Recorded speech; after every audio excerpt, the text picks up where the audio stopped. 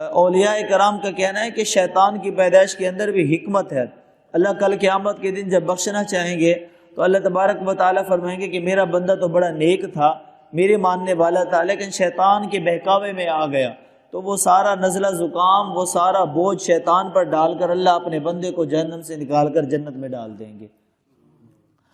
شیطان دشمن ایسا دشمن ہے جو ہمیں نظر نہ آنے والا دشمن ہے، تو اللہ تعالیٰ نے فرمایا کہ بھئی یہ ایسا دشمن ہے جس سے مقابلے کی تم میں ہمت نہیں ہے، تم اس سے لڑ نہیں سکتے، کیونکہ وہ دشمن جو نظر آتا ہے اس سے مقابلہ آسان ہے، لیکن وہ دشمن جو نظر نہ آنے والا ہے اس سے مقابلہ سخت ہے۔ تو اللہ تعالیٰ نے ہمیں ہتھیار دے دیا، اللہ نے ہمیں اوزار دے دیے کہ بھی تمہارے اندر تو طاقت نہیں کہ تم شیطان کا مقابلہ کرو، ہاں میں تمہیں ہتھیار دیتا ہوں، اس کے ذریعے سے تم شیطان سے مقابلہ کرنا۔ وہ ہتھیار کیا ہے؟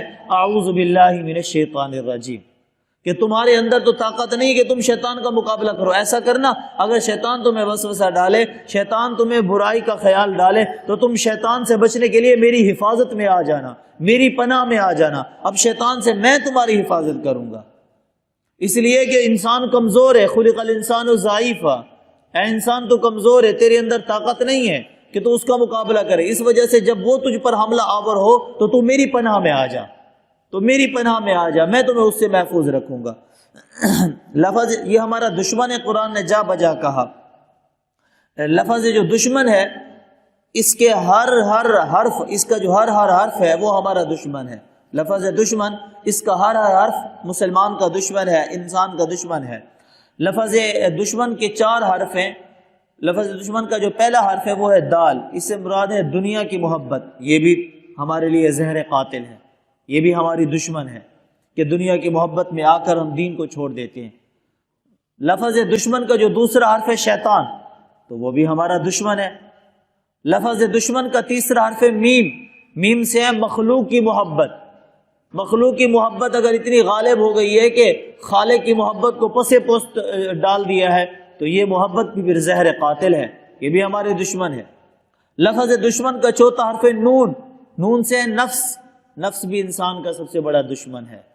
تو یہ 4 چیزیں وہ ہیں جو ہماری دشمن ہیں، جو ان 4 چیزوں سے دشمنی کر کے ان سے بچ جائے اور دین کی طرف اور اللہ کی محبت کی طرف آ جائے تو وہ دنیا میں بھی کامیاب ہے اور آخرت میں بھی کامیاب ہے۔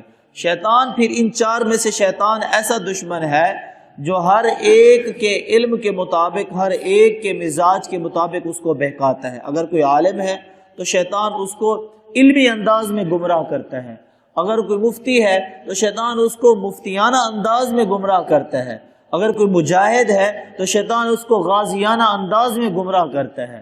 شیطان عالم کے سامنے عالم بن کر آتا ہے، جاہل کے سامنے جاہل بن کر جاتا ہے، مفتی کے سامنے مفتی بن کر جاتا ہے، اسی طرح ڈاکٹر کے سامنے آئے گا تو ڈاکٹر بن کے آئے گا، تاجر کے سامنے آئے گا تو تاجر بن کے آئے گا۔ وہ بڑا ہی گر رکھنے والا ایک خطرناک دشمن ہے، ہر ایک کو اس کی علمی صلاحیت کے مطابق وہ گمراہ کرتا ہے۔ وہ چاہتا ہے اگرچہ میں بالکل کسی کو کافر نہ بھی بنا دوں لیکن کم از کم میں اتنا تو کر دوں کہ جو زیادہ ثواب حاصل کرنے والے لوگ ہیں میں کم از کم زیادہ ثواب سے نیچے اتار کر کم درجے پہ تو لے آؤں۔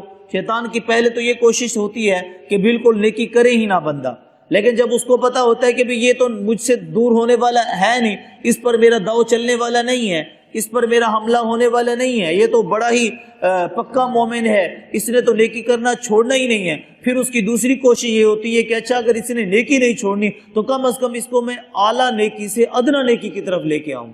نیکی تو کرے گا ہی کرے گا لیکن زیادہ نہ کر لے، میں اس سے کم نیکی پہ لے کے آؤں۔ جیسے مشہور ہے حکایت کہ ایک بزرگ کی تہجد رہ گئی، تو تہجد رہ جانے پر انہوں نے اتنا اللہ کے سامنے آنسو بہائے، اتنا روئے، اتنا زارو قطار روئے کہ ہے میری تہجد رہ گئی، ہے میری تہجد رہ گئی۔ پھر کچھ عرصے کے بعد دوبارہ ان کی آنکھ لگ گئی اور تہجد کی نماز کا وقت نکلتے چلا جا رہا تھا، اتنے میں ایک انسانی شکل کے اندر ایک آدمی آیا، اس نے ان کو بیدار کیا، کہا کہ اٹھیں آپ تہجد پڑھ لیں، تہجد کا وقت چلا جا رہا ہے۔ تو اس نے کہا کہ بھی جزاک اللہ، اللہ تمہیں جزائے خیر دے۔ بزرگوں نے کہا کہ اللہ تمہیں جزائے خیر دے کہ تم نے مجھے جو ہے نا تہجد کے لیے اٹھایا، تہجد کے لیے بیدار کیا، ورنہ تہجد رہ جاتی مجھے تو بڑا افسوس ہوتا۔ کہتے ہیں کہ بھی اپنا تعارف تو کرا دیں. بزرگ کہتے ہیں کہ بھی اپنا تعارف تو کرا دیں, آپ تو میرے خیر خواہ ہیں. اس نے کہا میرا تعارف پوچھ کے آپ کیا کرو گے, میں تو آپ کا خیر خواہ نہیں ہوں, میں تو آپ کا دشمن ہوں. کہا وہ کیسے؟ کہا میں انسان نہیں ہوں بلکہ میں شیطان ہوں اور میں تمہارا دشمن ہوں. کہا کہ لا حول ولا قوت الا باللہ, شیطان ہو کر بھلا مجھے تہجد کے لیے کیسے بیدار کر سکتے ہو؟ میرا دشمن اور پھر مجھے تہجد کے لیے بیدار کرو. اس نے کہا دراصل بات یہ ہے, کچھ عرصہ پہلے جو آپ کی تہجد رہ گئی تھی, اس تہجد کے رہ جانے پر جو اللہ کے سامنے آپ نے آنسو بہائے تھے نا, وہ جو آپ زار و قطار روئے تھے, اس رونے پر اللہ نے آپ کو اتنا اجر دیا ہے, اتنا اجر دیا ہے کہ کئی تہجدیں بھی اس رونے کا مقابلہ نہیں کر سکتی.